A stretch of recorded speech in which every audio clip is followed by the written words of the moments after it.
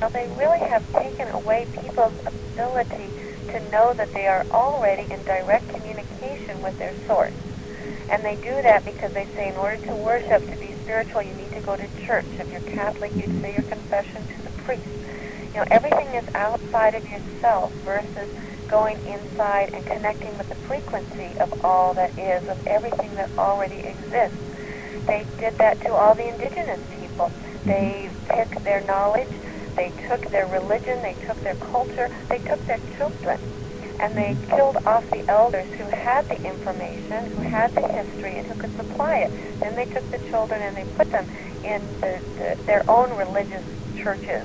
And after they took them away from their families and they changed their clothing, they changed their language, and then they sent them back, then the children laughed at the people who were left, and eventually those parts of connectedness began to die out with the people who were now being raised by, we'll say, the state, by the powers that be, by the people who are installing the religions, of course, soon to be New World religion, but they took away people's understanding that, hey, I'm already connected. You know, who and what are you? People are so imbued with distraction, and religion is certainly one of the base ones out there that people are distracted with. People want and need a connection. And again, who has the connection? Jesus has the connection. Mary has the connection. You don't have the connection. They're smart enough to know that we need an outlet because we have so much intuitiveness, so much connectedness, that if they stuffed it all inside of us, we would explode. So they say, okay, you can't have it, but you can give it to Jesus, you can give it to Mary, you can give it to these certain religious icons. They can have it, but you can't. People who had the connectedness and intuitiveness have been destroyed, burned at the stake, called crazy, put to mental institutions, drugged, legally drugged, I'll say. Yes. You know, to stop that connectedness within them. And it's all done, you know, in the name of God. We go to war in the name of God. We love in the name of God. And we kill in the name of God. We name in the name of God. So everything is so distracted and so distorted. We have lost focus of who and what we are. We're so distracted in the outer world. We don't have a clue. So within our own, what I call frequency, within your personal energy stream, which emanates from the mind of God itself and is always attached, within there they have threaded all these outside institutions, all these outside distractions, all these outside thoughts. You don't know your pure frequency anymore. So what we teach people to do is to extricate themselves from that, to find out who you are by finding out who you are not, to pull out and give back the things to them that they're trying to feed into you, to give back everything that is no longer yours, because what you're going to find is you're going to find that soul essence, you're going to find that pure energy stream that emanates from the mind of God, that has all your answers, that has your power, that allows you to know everything about everything when you need to know. And that's what people have forgotten and lost, because they have been pulled out. You're not a good person if you don't go to church. You're not a good person if you don't go to confession. You're not a good person if you don't give all your money to the poor and the sick and the homeless. And pretty soon you're the poor and the sick and the homeless. We are so distracted. You must find your pure energy stream. You must get strong. You must have a good home. You must be financially secure. You must be selfish. So then you can become selfless, not the other way. They want you selfless. Think about when you put a candle on your birthday cake. What do you do once you sing happy birthday to yourself? What do you do with that candle? Blow it out. That's right. You extinguish your own flame. So every year on your birthday into this reality, you symbolically, you ritualistically blow out your own life. Wow. Now, isn't that interesting?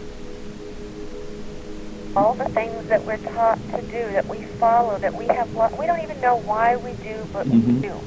And so it's really important to get back into your own pure energy stream, that connectedness with the God mind, that inner knowing.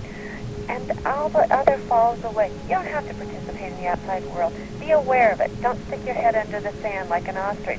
You don't even have to fight it, because fighting ties you to it. You just simply let it go.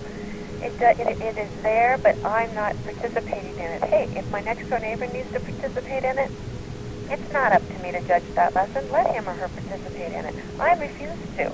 I'm moving in, through, above and beyond that. I'm going somewhere else. And that's what I feel I'm here to do. I'm here to move. I'm not here to stagnate and play in these people's sandbox. Let them go somewhere else. If I'm not going to play, if I'm not throwing sand back, they're going to get bored and they're going to go somewhere else too.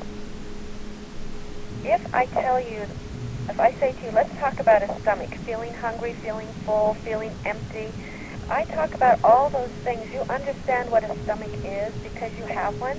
And if I say feel full, you know what that feels like. If I say you're going to feel sick, you know what that feels like. It's the same thing with being within the God mind itself. When you get into that pure energy stream, and then you just know it, feel it, be it. Again, going back to linear logic versus multidimensional logic, it's not necessarily something that you can quantify in this linear world that we are in. You know, even we talk about linear time. Time really isn't linear. You know, time, everything exists in the eternal now. That's a hard concept for people to wrap their mind around. You know, I can say right now, okay, I'm on East Coast time, this is my present, but if I was in Europe, they'd be 5 hours ahead of me. If I was in Hawaii, they're 6 hours behind me. So really, the past, the present, and the future are all happening at the same time. That's kind of giving you a rough idea of multidimensional logic. And that's the same thing when we get into what is God mind itself. It's something you have to be in the middle of, you have to feel, you have to explore with each and every cell of your being. And that begins to give you a clue. Can you quantify it? Can you put it into words? Well, you have to remember that words themselves are extremely imperfect. If I say to somebody, how are you, and they say fine, I don't pay any attention to their words. I take a look at their energy stream. I see what's really going on behind those words. Or if I ask them a certain question and they give me an answer, I don't believe that either. I don't believe anything anybody says to me. I read the energy behind it. I look at the energy stream. Right. So the same thing. How in words can we quantify something so massive and so magnificently beyond the scope of this reality? It encompasses more than this reality. So we're trying to quantify something that is beyond what we have, the current terminology and way to discuss it. The best way to get the clue of what it is, to be able to explain it, is just like the stomach. You've got to get in the middle of that frequency, and you have to know that you're in the middle of the frequency. Then we can discuss it with like minds. Other than that, it becomes a challenge that anybody could knock down. It's like saying, what's an elephant in the blind man? One's at the tail, one's at the trunk. You're both correct, but you have different perspectives. How do you describe that entire elephant if you're only on one end or the other? Kind of what happens in this reality. Everybody has a piece of the whole, and instead of saying, I have a piece of the whole, they say, this is it, and I'm right. You can't say that. A toe of an elephant's more than the toe, an elephant's more than the tail. You have to all come together, because within the God mind, each one of us is just one cell of the God mind itself. And we are all trying to say, I have the answer as this one cell. Well, we have a part of the answer. That's why we all come together. That's why the powers that be want to divide us. Because when we're divided, we can't put it together. We can't put the puzzle together. We can't have that complete answer. And in the totality of our existence, if you're a garbage man, you're less respected than if you're a professor at a university, but who's more important? You know, the person out there collecting garbage may be a lot more important to keeping this reality clean and neat, but yet they don't get the same respect as a thinker. You know, they're both equally important in the long run. And everybody, each cell within God mind, each experience is equally important. When we put it together, we have the complete answer. You know, when we teach our students, we don't say, we have all the answers, you come to us. We say, hey, the reason we have so many answers is because we have so many questions.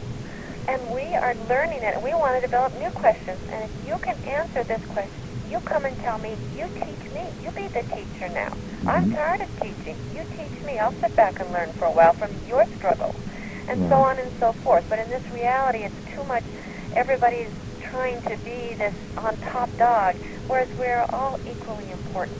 I can learn from everybody. Everybody can learn from me. And that's what teaches you